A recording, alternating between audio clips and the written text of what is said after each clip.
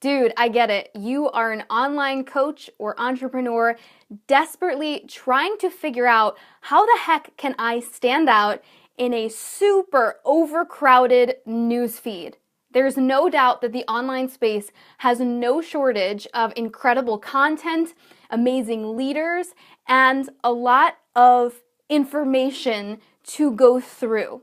So the question becomes, even if you are amazing, the best person in your industry, how the heck do you start to ramp up to get people to pay attention to the things that you are putting out there, the content that you are creating?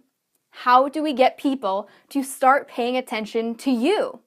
Today we are talking about how to break the patterns of what we see a lot of people doing in the online space so that we can grab the attention of our ideal clients. If you're just jumping on for the first time, my name is Jen Casey. I'm a business strategy coach, and I teach online entrepreneurs, specifically those in the health and wellness field, how to turn their social media into sales. I freaking love social media. I eat, live, breathe, sleep this stuff and sales. So I'm really excited to really talk about this and really dive into some creative ways that we can help you figure out what would scroll-stopping content look like in your business. I think it's important to first and foremost recognize that, obviously, the online space is overcrowded. It's super saturated. There's 4 million people who are in network marketing. There's 4 million people who are, doing some kind of online business. It's saturated. There's a lot of people doing probably something very, very similar to what you are doing. And I think it's important to remember that, one, there's room for everyone. There are billions of people, trillions, however many people there are in the world.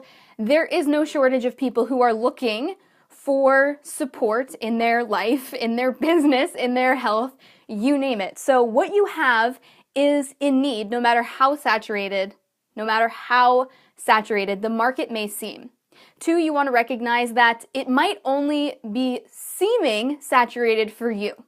If you are a health and wellness coach and you are friends with only health and wellness coaches, well, yeah, your entire newsfeed is going to be health and wellness content. It's important for you to recognize that the people that you are trying to reach might not follow any other people in your field. And so you're the only person that's coming up for them.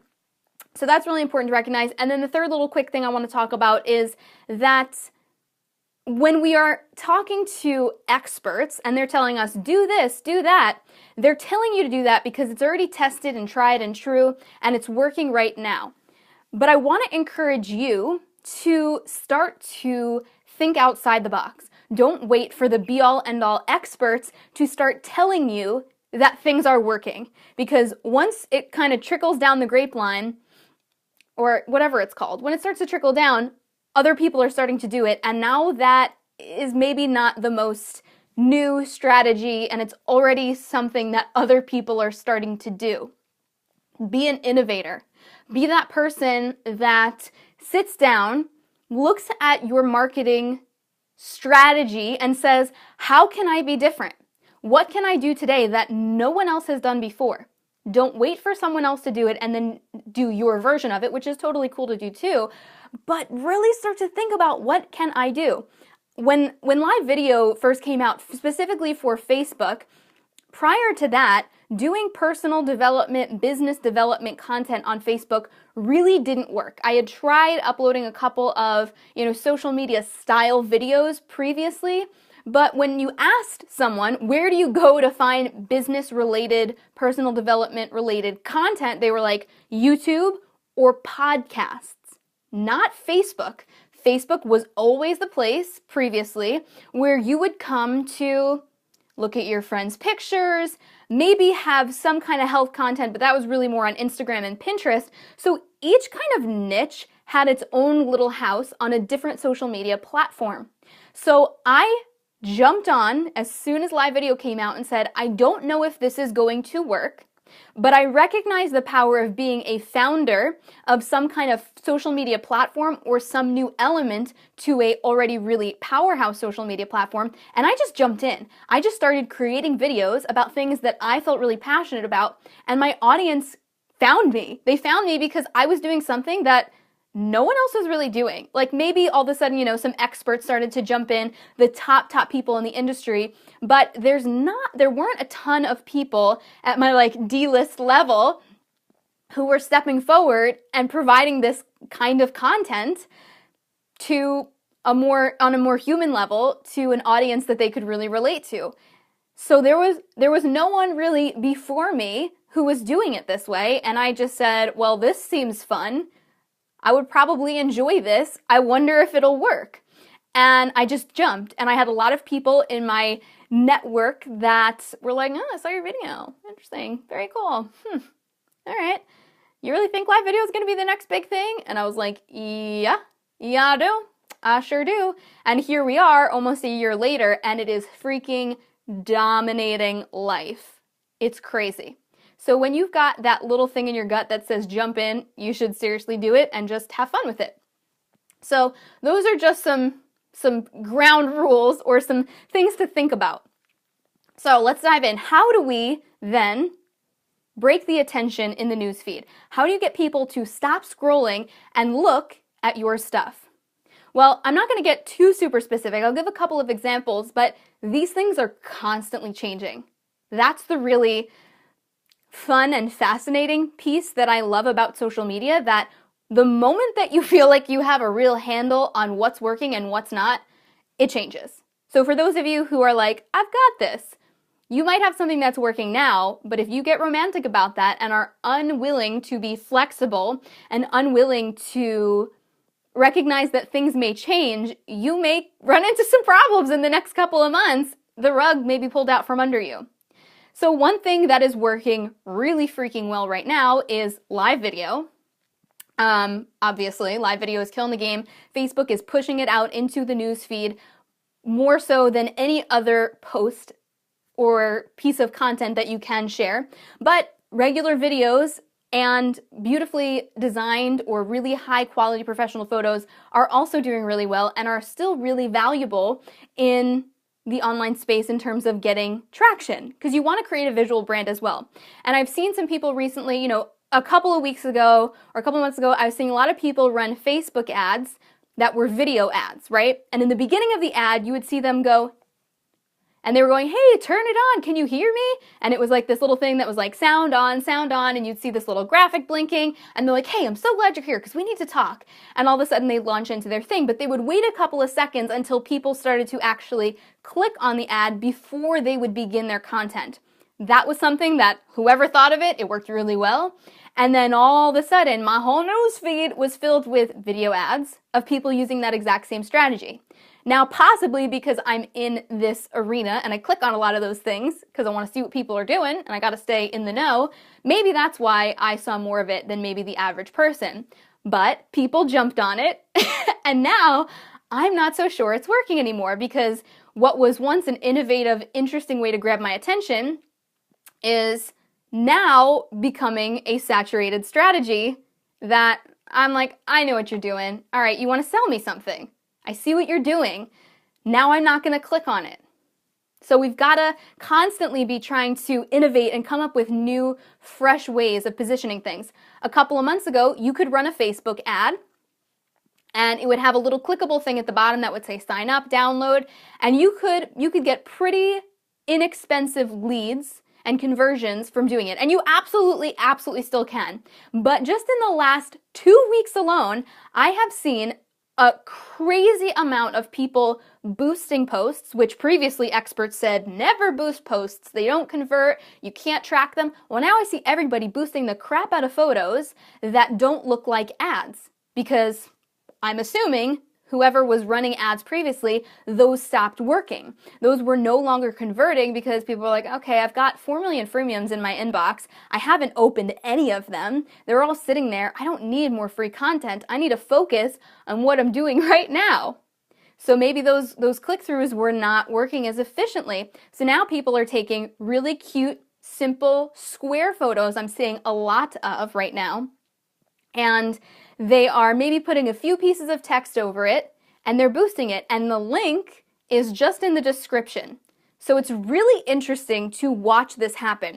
One other thing that I saw the other day was someone took, and you could do this with like a Boomerang, which is an app where it'll almost take like a video of what you're doing, but it's like a 4-second or 3-second moving image, and it'll go forward and reverse it. And then also something like Ripple, which is where you can take a graphic, just a photo, and then add over it some kind of moving image, and it can be like, it'll end up being almost like uploaded as like an MP4.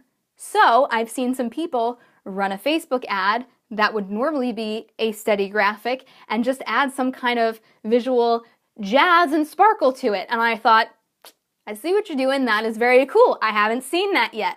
That's something new. It grabbed my eye. It got me to stop scrolling.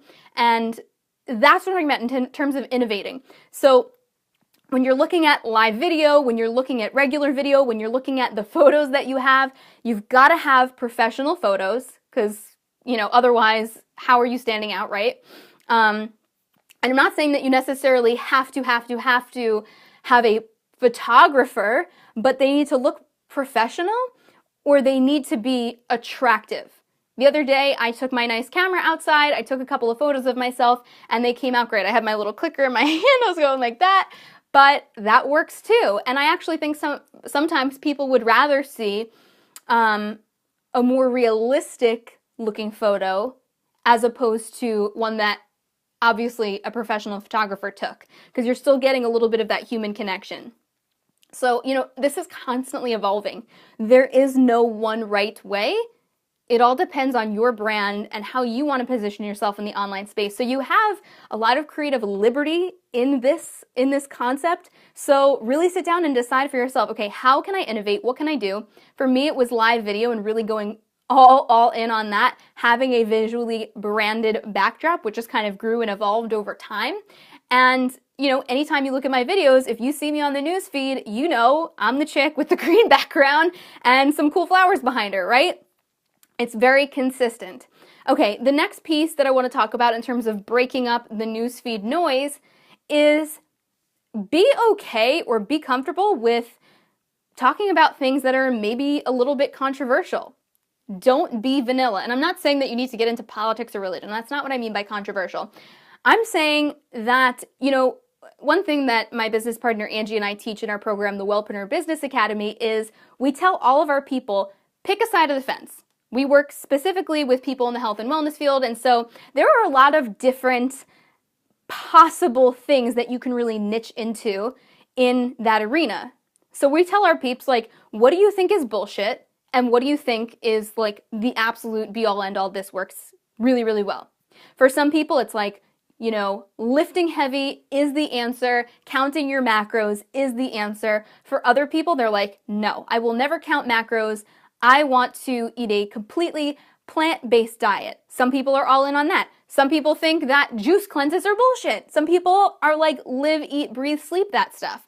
So it's really figuring out, what do you believe in? What is the thing that you want to put out there? And be okay with coming forward and saying, listen, I think protein shakes are shit. I think you should get your protein from the actual food in the ground.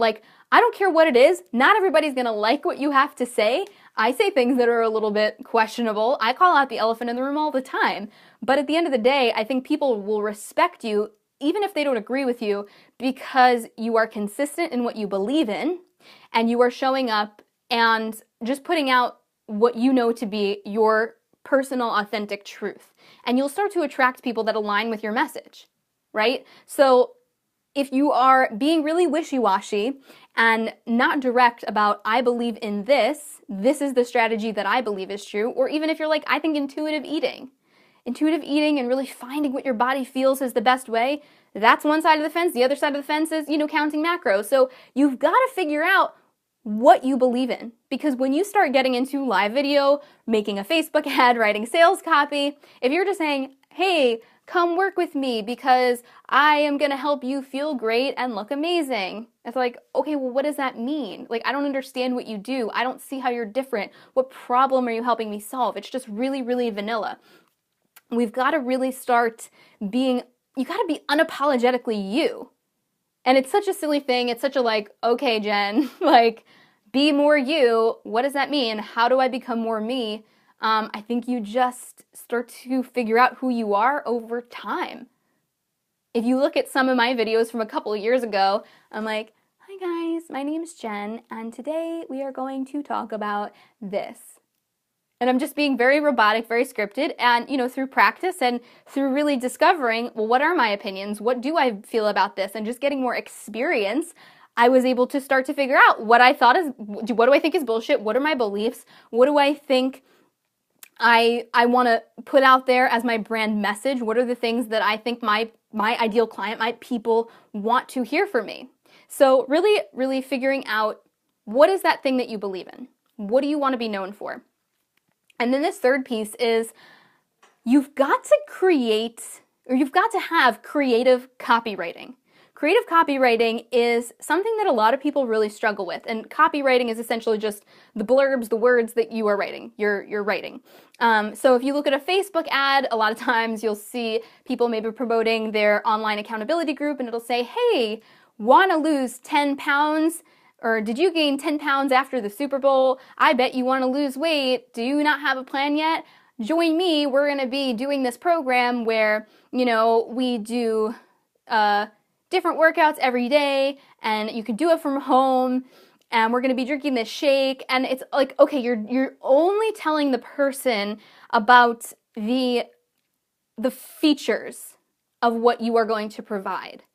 You're explaining what's inside, and that's almost a very masculine way to go about explaining something. And for most of you in health and wellness, you're probably selling to women, and so it's absolutely essential that you shift gears out of that and really start thinking about, what are the emotional aspects of what this woman wants. So if you were outlining the features, it's probably not going to convert. People are not going to like it. People are not going to reach out to you. Maybe you stick a nice before and after photo with it, and that might generate some interest. But I promise you, if your copy is the same as everybody else in the online space, the same as everybody else, if you're with a product company or a network marketing company and everyone else is using the exact same copy and maybe you stole from somebody else, guess what? That is not you, the brand. That is you, somebody who is just being a copy and paster. So why is someone going to work with you if you're doing that? The other day, I want to see if I could pull it up.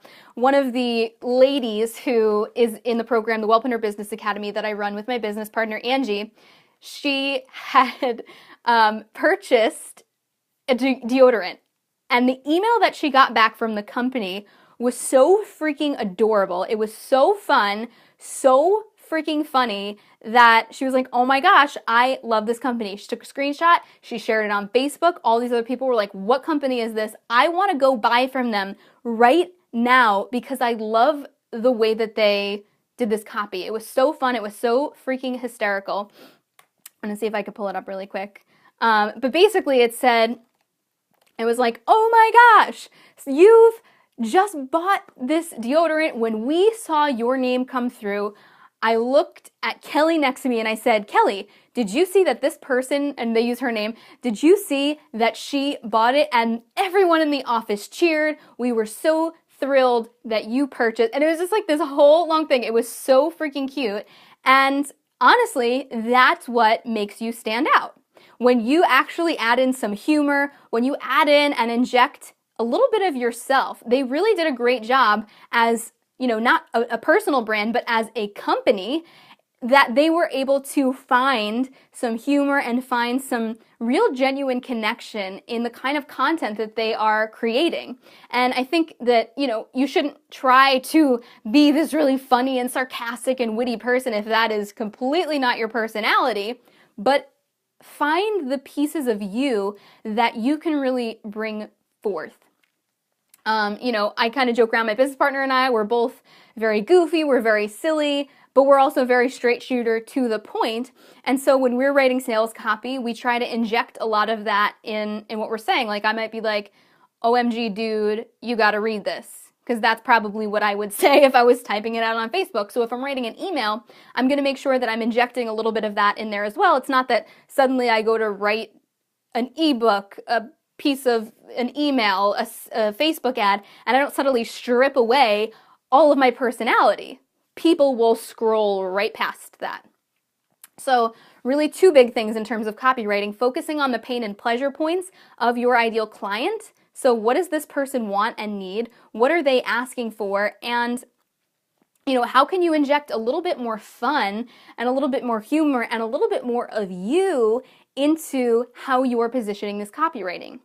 So instead, I gave the example of, maybe saying, this is my online accountability group. If you want to lose 10 pounds and, the Super Bowl example, well, maybe there's a way to reframe that since everybody's going to be focused around whatever that holiday is. Forget the holiday. What if you focused around, that this woman is a Pinterest board recipe hoarder?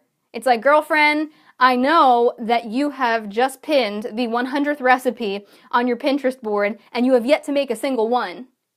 Probably because you don't have time and they're too hard. I want to help you do XYZ. So that's just a little tiny piece of an example, but just by saying you're a Pinterest hoarder, a recipe hoarder, now I'm getting a little bit more specific into this who this person is. And she's going to say, does she have a camera in my house? Does she seriously watch me every night after work pin different recipes on my Pinterest boards but not actually make anything? Like, how did she know that? She's in my head. There's a lot of things that we see that maybe we use as examples, specifically for Facebook ads. I think this is really important. Or when you are doing some kind of promotional post on Facebook or Instagram, the structure of these posts are usually very similar. So again, if we want to break the pattern, grab attention, you've got to do it in a different way. And I don't necessarily have the answer for you, but you've got to really sit down. I would first analyze, what are these people doing right now that used to work that's maybe not working anymore? And understand thoroughly the structure of what they're doing. And then say, okay, now that I know the rule that they created, how do I break out of this? How do I crack this open and create something that's completely different than what is being done every single day? Because listen, if you've been doing the same style posting for the last 3 years and you haven't evolved in the way that you're putting information out there, I mean, you got to mix it up a little bit. You've got to mix it up. You've got to grow with your audience. You've got to evolve. You've got to change with the social media platforms that you're using, because they're all evolving too. Instagram's got live video, Snapchat's coming out and kind of taking over in new ways. Video is just dominating all over the place. So whatever social media platforms you're using, I know a lot of you guys are really into Facebook Live or you're into doing Instagram Live. So whatever the platform is that you're using, know the rules, see what people used to do that was working, and really start to be really, I wouldn't say critical, but be really analytical about what's working, what's not, and how are people able to stand out. There are some people that have been in the game for years, and so they are still getting a lot of engagement and likes because they've built an audience, and 3 years ago when they built their audience, they did it in a way that if you tried to take that same exact strategy and do it today, it wouldn't work. So we've got to be innovative. We have got to keep looking toward the future and saying, what hasn't been done yet? That is how you are going to start standing out in a big way in the online space and getting people to stop scrolling when they are in their newsfeed, looking at all this content. They're going to go, boom, I need to see what this person is up to because I haven't seen this yet. So that is what I have for you guys today. If you want more live trainings and just really juicy content on how to grow your social media platform, business, sales, you can head over to the Facebook group, Health Coaches Go from Social Media to Sales. You can also type in www.healthcoachesmakebank.com and come hang out. We will see you inside the Facebook group. And if you guys have any additional questions, feel free to post them below. Thank you guys so much, and I'll see you tomorrow. Bye!